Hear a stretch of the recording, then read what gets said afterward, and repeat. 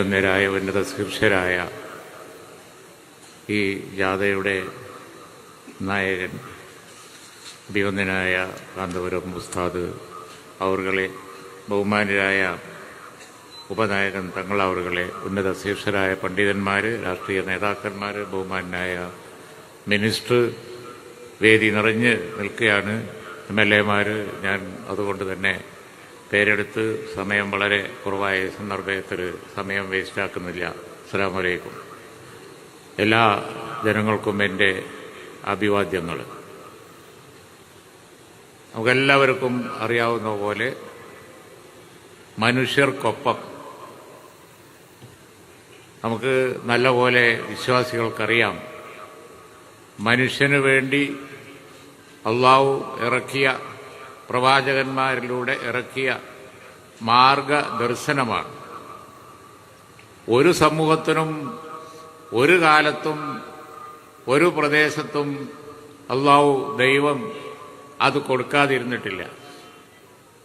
സന്മാർഗം, ആ സന്മാർഗം അള്ളാഹു കാണിച്ചു കൊടുത്തിട്ടുണ്ട്. അത് തന്നെയാണ് മനുഷ്യർക്കൊപ്പം എന്ന പദത്തിന്റെ അർത്ഥം. മനുഷ്യൻ എങ്ങനെയാണ് ജീവിക്കേണ്ടത്, ഈ ദുനിയാവ്, ഈ ഭൂമി എങ്ങനെയാണ് കൊണ്ടുപോകേണ്ടത് എന്നുള്ളത് സൃഷ്ടിച്ച ശേഷം അള്ളാഹു അവർക്ക് മാർഗദർശനം നൽകിയിട്ടുണ്ട്. അതുകൊണ്ട് തന്നെയാണ് ആ പ്രമേയം ഒരു വിഷയമാക്കി എടുത്തുകൊണ്ട്, ഈ ജാഥയുടെ ഒരു വിഷയമായി എടുത്തുകൊണ്ട് അഭിവന്ദനായ ഉസ്താദ് അവരുടെ നേതൃത്വത്തിൽ ഈ യാത്ര അതൊരു പ്രമേയമായി എടുക്കുന്നത്. വിശാലമായ അർത്ഥമുള്ള,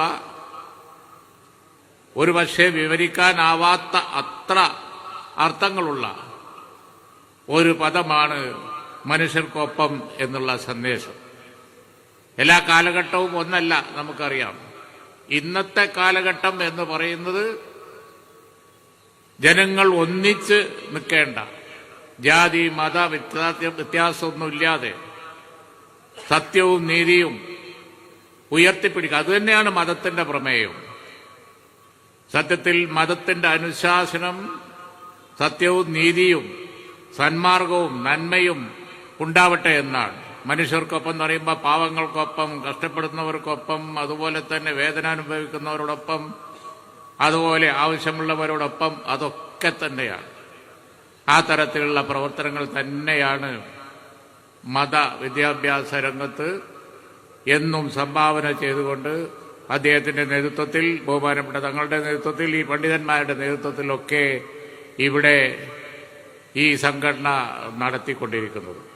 ആ പ്രവർത്തനങ്ങളോടൊപ്പം ഭരണത്തിലിരിക്കുന്ന സമയത്തും അല്ലാത്ത സമയത്തുമൊക്കെ ഓരോ തരത്തിൽ അഭേദ്യമായി ബന്ധപ്പെടാൻ കഴിഞ്ഞിട്ടുള്ള ഒരു വ്യക്തി എന്നുള്ള നിലക്ക് ഇന്ന് ഈ കാലഘട്ടം ആവശ്യപ്പെടുന്ന തരത്തിൽ ഈ സന്ദേശം ഉയർത്തിപ്പിടിച്ചുകൊണ്ടുള്ള ഈ യാത്രക്ക് എല്ലാവിധ അഭിവാദ്യങ്ങളും അർപ്പിക്കുകയാണ്.